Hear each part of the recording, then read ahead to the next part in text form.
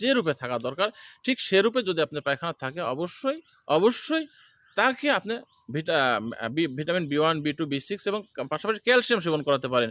সেই ক্ষেত্রে আপনার পাখিটা কিন্তু সুস্থ সবল হয়ে যাবে প্যারালাইসিস থেকে।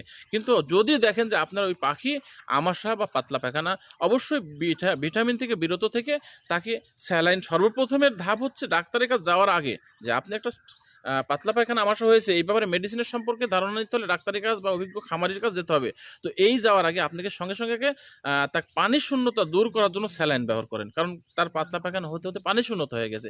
এই কারণে আপনি অবশ্যই তাকে স্যালাইন ব্যবহার করেন। তারপরে আপনি ডাক্তারের সাথে পরামর্শ করেন বা অভিজ্ঞ খামারের সাথে পরামর্শ করে এই আমাশার জন্য এবং কোন মেডিসিনটা প্রয়োজন দরকার সেইটা নেওয়ার পরে সেই মেডিসিনের মধ্যে আপনারা স্যালাইনও যোগ রাখেন। সেখানে আমি আমার আরাফাতকে আমি বলে দিয়েছি, আমি একবারে ঠান্ডার ডোজ করে দিতে বলেছি। হ্যাঁ, অ্যাটিভেট অথবা অ্যাটিভেট না দিলে হবে অ্যামোক্সাসিলিন এবং ডাইরোভেট অথবা অ্যামোক্সাসিলিন, আপনার অ্যাম্প্রোলিয়াম, এর সাথে এক প্যারাসিটামল এবং এই স্যালাইনটা একবেলা যোগ থাকবে। দিনের বেলা একবেলা যোগ থাকবে, রাত্রে জিঙ্ক যোগ থাকবে।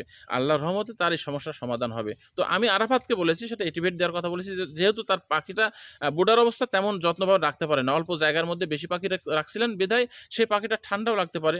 তো সেই ক্ষেত্রে আমি তাকে বলেছি অ্যাটিভেট ব্যবহার করার কথা বলেছি, সে সাথে প্যারাসিটামল।